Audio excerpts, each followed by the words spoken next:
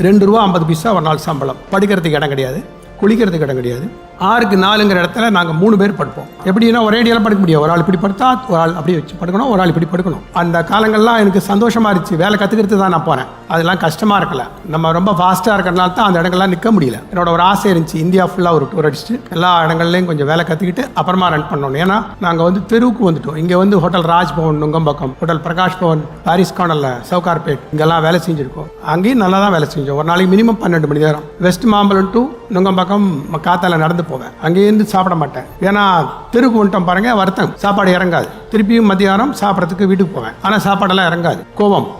அதுக்கப்புறம் திருப்பியும் சாயந்தரம் 5 மணிக்கு திருப்பியும் போவேன். அப்புறம் நைட்டு 10 மணிக்கு நடந்து போவேன். இது எதுவுமே வண்டியில் கிடையாது. இதெல்லாம் ஒரு மனசுக்குள்ளார ஒரு வெறி வரணும். அந்த வெறிங்கிறது வந்தால் தான் நீங்கள் ஏதாச்சும் ஒன்று சாதிக்க முடியும். எங்களோட நெக்ஸ்ட் ஜென்ரேஷன் எங்களோடய நல்லா வேலை செய்கிறாங்க. ஸ்டாஃபுக்கிட்ட கோச்சுக்காக பேசுறது, அவங்களுக்கு விஷயம் தெரியும், எங்களுக்கு சொல்லிக் கொடுக்க தெரியும். அவங்க லேடிஸுங்கிறதுனால அவங்க இன்னும் பொறுமையாக வித் பேப்பர் ப்ரூஃபு இதை வச்சு தான் பேசுவாங்க. ஒரு ஆள் தப்பு பண்ணானா அது அவங்களால திருப்பி பேச முடியாத அளவுக்கு அவங்க பேசுவாங்க. அவங்களுக்கு டெக்னாலஜி தெரியும். எனக்கெல்லாம் ஒரு கிரெடிட் கார்டோ, ஒரு டெபிட் கார்டோ, ஒரு கம்ப்யூட்டரோ ஒன்றுமே யூஸ் பண்ண தெரியாது. ஏன்னா அந்த மாதிரி வந்துட்டோம். இத்தனை காலம் வந்துட்டோம், இந்த 65 வயசு வரைக்கும் வந்துட்டோம். இனிமேல் அது தேவையில்லைன்னு நினச்சோம். அதனால் அதுக்காக வேண்டி இவ்வளோ நேரத்தை செலவு பண்ணுறதில்ல. அந்த நேரம் இன்னொரு கிச்சனில் போயிட்டு ஃபுட் சாம்பிளிங் பண்ணுவோம், இதை பண்ணுவோம், என்ன வேணால் சொல்லிக் கொடுப்போம். என்ன தவறுகள் வந்தாலும், வேலை தவறு வந்தானா சொல்லிக் கொடுப்போம். தப்பு பண்ணாலும் அது வேற. ஏன்னா அந்த இடத்துலலாம் அப்படி டஃப்பாக இருந்துதான் ஆகணும். ₹2.50 ஒரு நாள் சம்பளம். படுக்கிறதுக்கு இடம் கிடையாது, குளிக்கிறதுக்கு இடம் கிடையாது.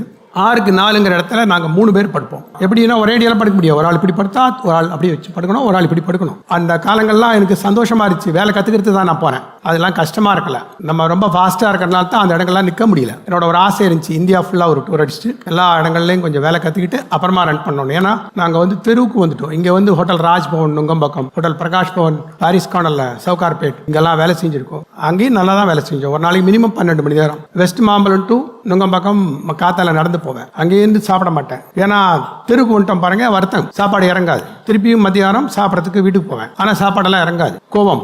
அதுக்கப்புறம் திருப்பியும் சாயந்தரம் 5 மணிக்கு திருப்பியும் போவேன். அப்புறம் நைட்டு 10 மணிக்கு நடந்து போவேன். இது எதுவுமே வண்டியில் கிடையாது. இதெல்லாம் ஒரு மனசுக்குள்ளார ஒரு வெறி வரணும். அந்த வெறிங்கிறது வந்தால் தான் நீங்கள் ஏதாச்சும் ஒன்று சாதிக்க முடியும். எங்களோட நெக்ஸ்ட் ஜென்ரேஷன் எங்களோடய நல்லா வேலை செய்கிறாங்க. ஸ்டாஃபுக்கிட்ட கோச்சுக்காக பேசுறது, அவங்களுக்கு விஷயம் தெரியும், எங்களுக்கு சொல்லிக் கொடுக்க தெரியும்.